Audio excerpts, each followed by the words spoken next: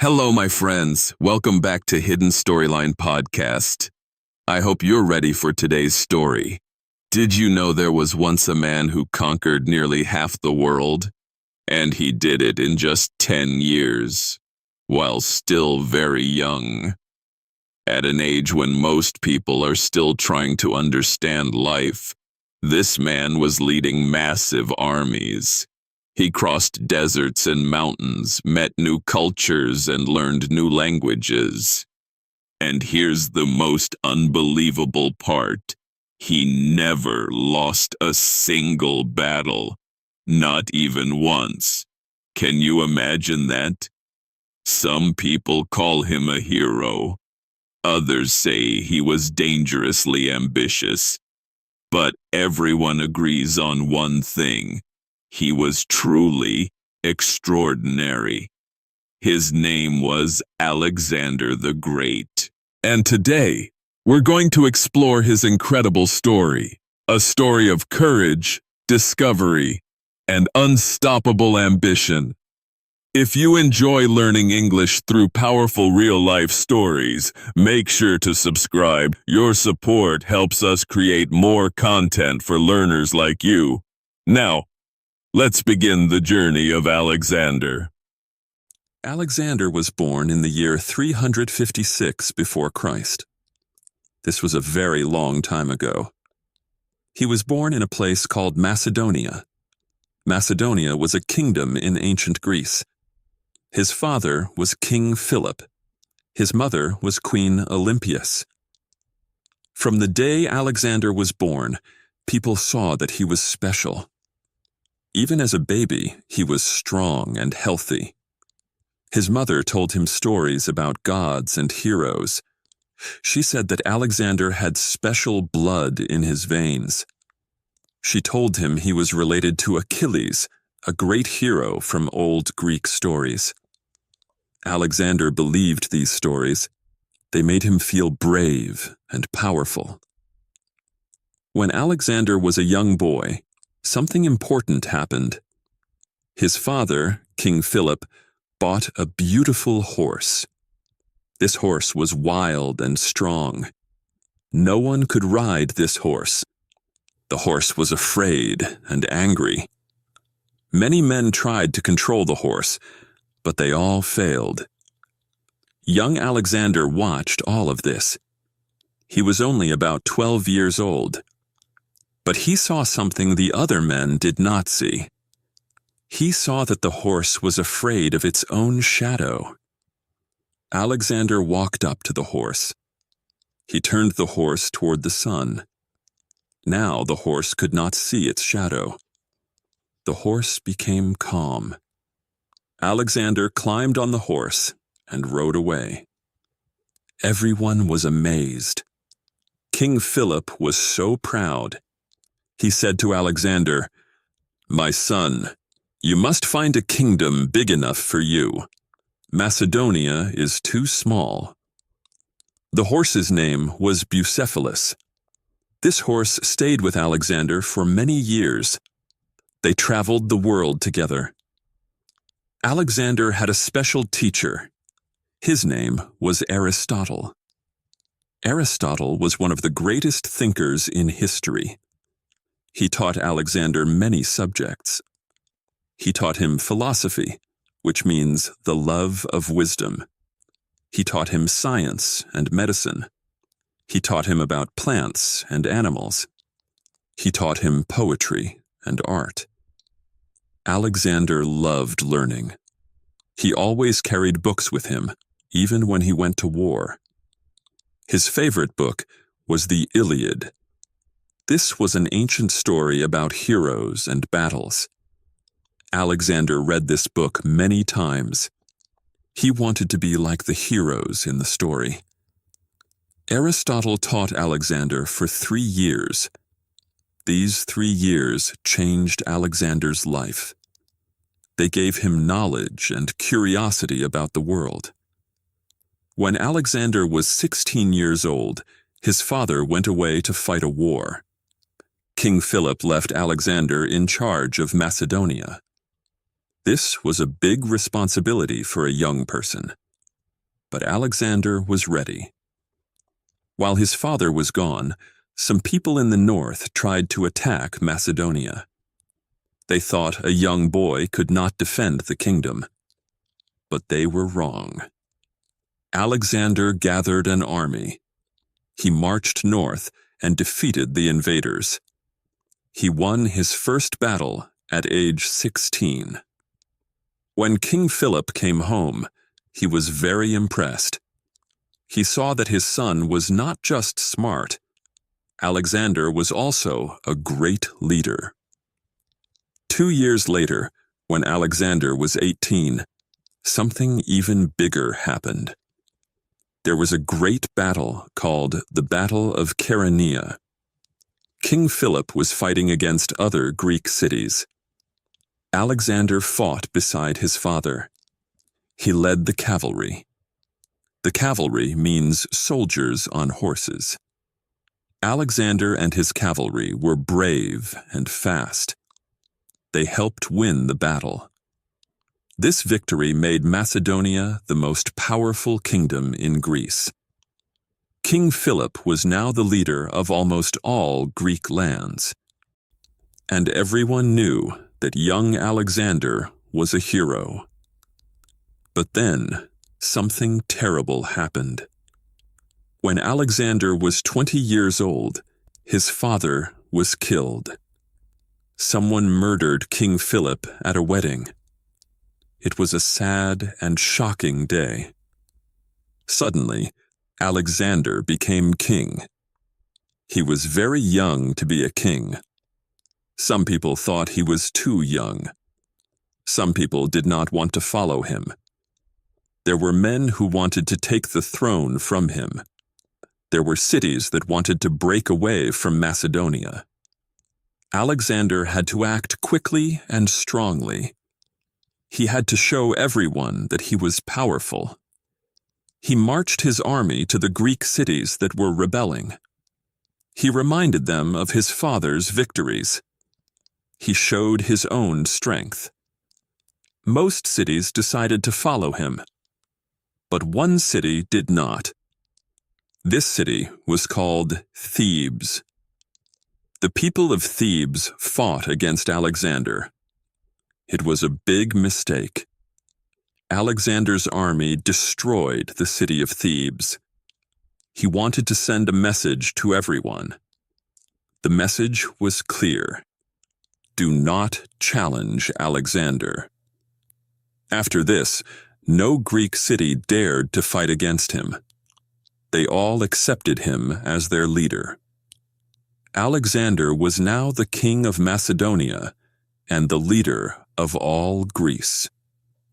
But he did not want to stop there. He remembered his father's dream. His father wanted to attack Persia. Persia was the largest empire in the world at that time. It was rich and powerful. It had millions of people. The Persian king was called Darius. King Darius ruled from India to Egypt. Alexander decided to continue his father's plan. He would invade Persia. He would challenge the greatest empire on earth. In the year 334 before Christ, Alexander crossed into Asia. He took his army across a narrow sea called the Hellespont. This was the beginning of his great journey. He had about 40,000 soldiers. The Persian Empire had much more. But Alexander was not afraid. He believed in himself and his men. He believed that he could win. And he believed that destiny was on his side. The first big battle happened at a river called the Granicus. The Persian army was waiting for Alexander. They stood on the other side of the river. The river was deep and fast. Alexander's generals told him to wait. They said it was too dangerous to cross the river and fight at the same time. But Alexander did not listen. He jumped into the water on his horse Bucephalus. His soldiers followed him. They crossed the river and fought the Persians. It was a hard battle. Alexander himself was almost killed. A Persian soldier hit him on the head, but Alexander's helmet saved him. His friend Clytus saved his life by killing the Persian soldier. In the end, Alexander won the battle. The Persians ran away. This victory opened the door to Asia for Alexander.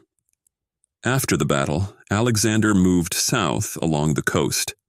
He captured city after city. Some cities opened their gates and welcomed him. Other cities fought, but Alexander always won. He captured important ports so the Persian navy could not use them. He was thinking like a smart general. He did not just win battles. He won the war, step by step. One of the cities he captured was called Gordium. In this city, there was a famous knot. It was called the Gordian knot. This knot was very complicated. An old legend said that whoever could untie the knot would rule all of Asia. Many people had tried to untie it. No one could do it. When Alexander saw the knot, he thought for a moment. Then he pulled out his sword and cut the knot in half. He did not follow the rules. He made his own way. This story became famous. It showed Alexander's character. He did not accept limits. He found solutions that others could not imagine. In the year 333 before Christ, Alexander fought his most important battle. This battle was called the Battle of Issus. King Darius himself came with a huge army to fight Alexander. The Persian army was much bigger than Alexander's army. Some say Darius had 300,000 soldiers. Alexander had only 40,000. But Alexander was a brilliant commander. He understood the battlefield. He saw that the Persians were crowded together. They could not move easily. Alexander attacked at the perfect moment. He led his cavalry straight toward King Darius. His soldiers were brave and disciplined. They pushed through the Persian lines. When King Darius saw Alexander coming toward him, he became afraid. He turned his chariot and ran away. When the Persian soldiers saw their king running, they also ran. The battle became a complete victory for Alexander. He captured Darius's family. He captured Darius's tent and treasures. But he treated Darius's mother and wife with great respect.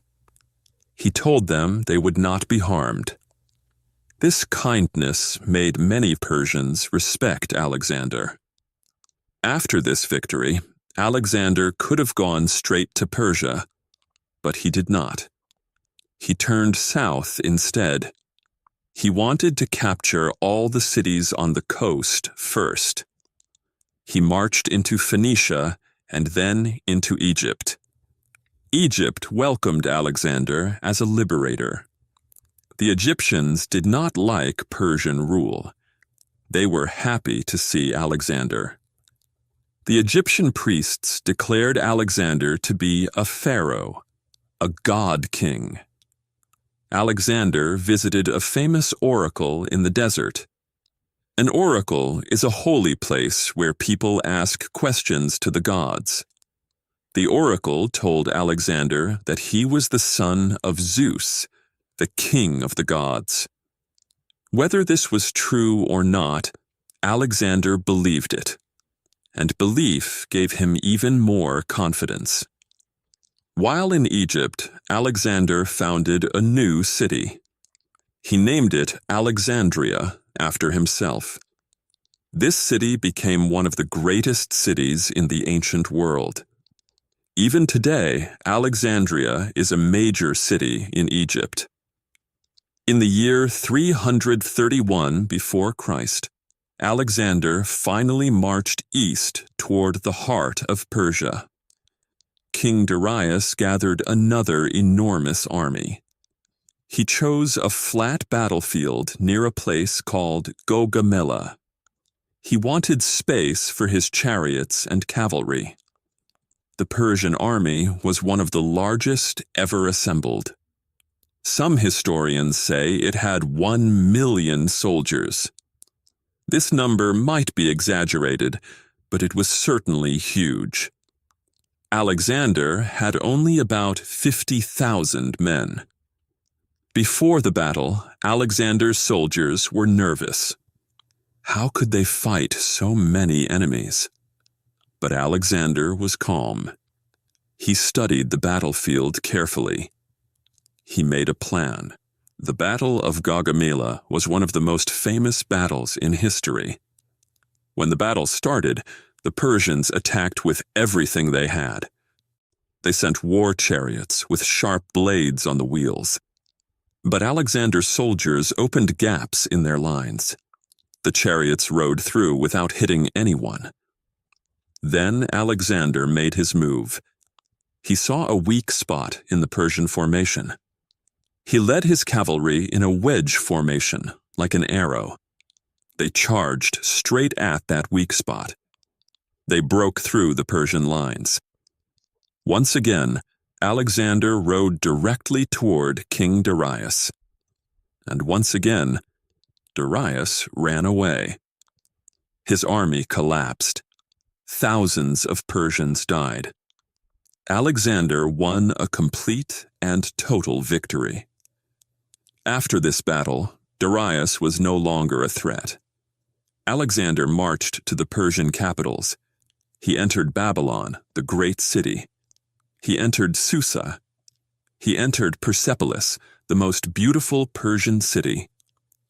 In Persepolis, Alexander took revenge for the Persian invasion of Greece many years before.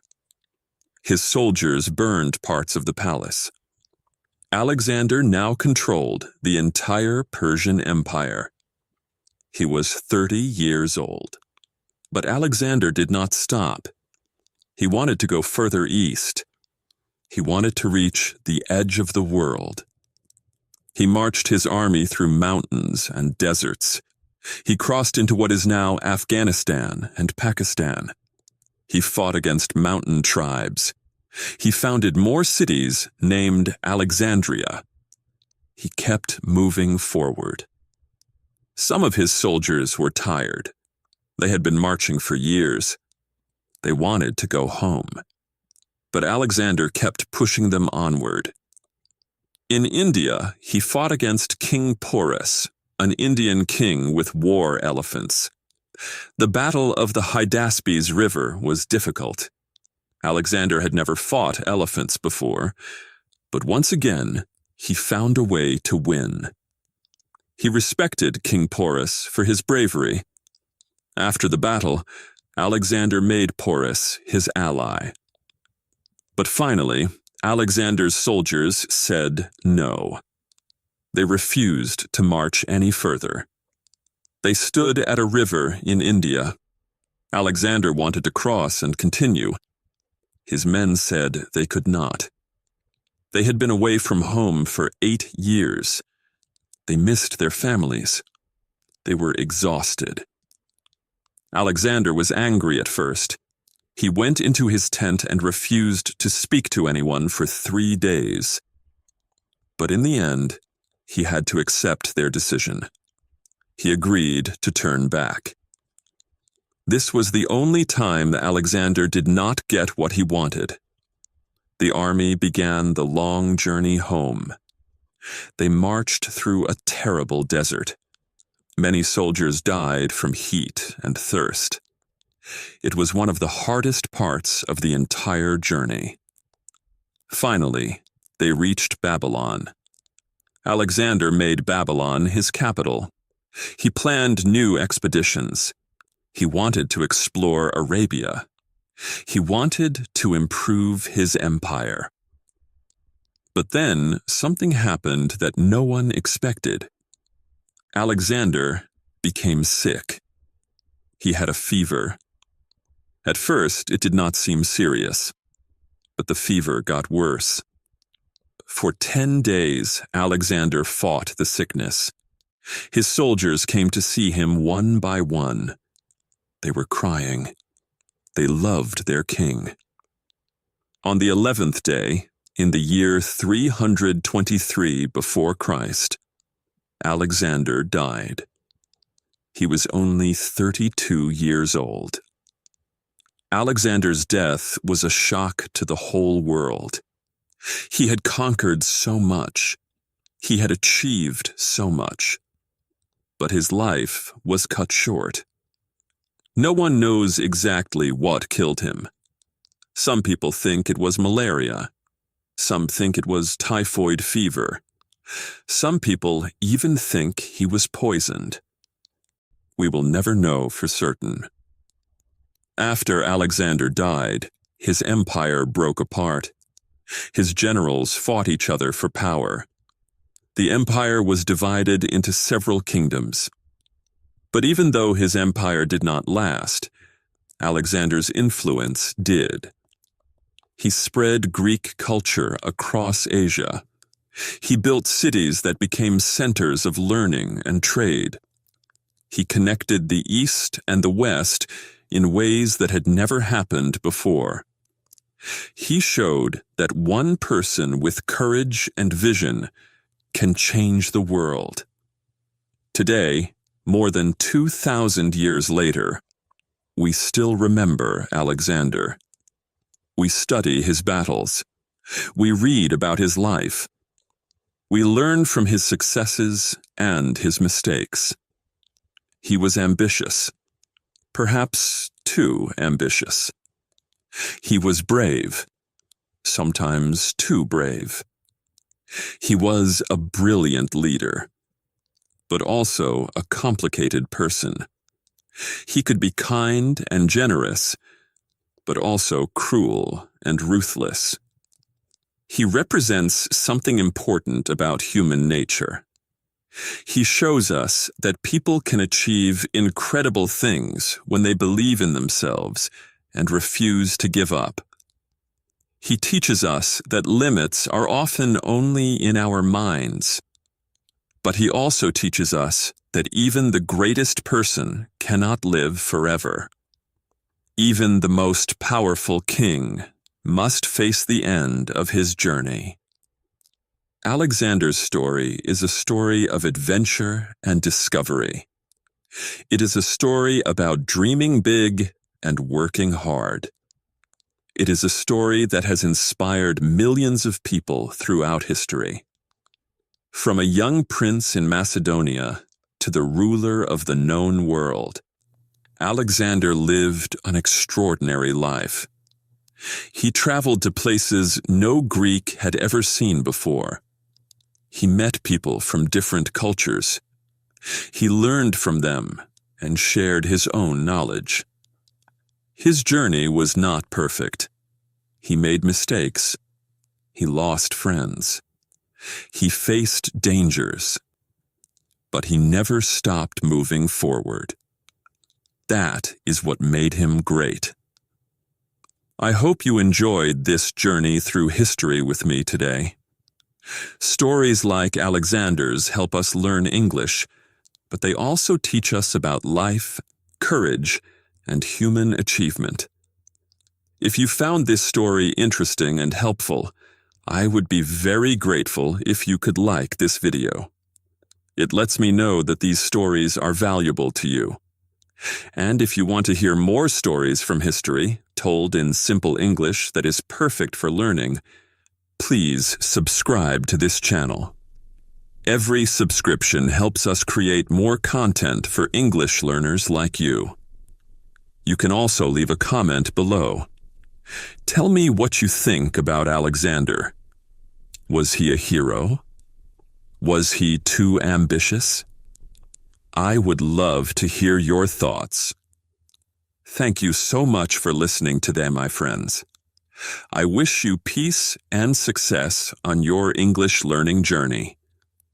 Until next time, keep listening, keep learning, and keep discovering the amazing stories of our world.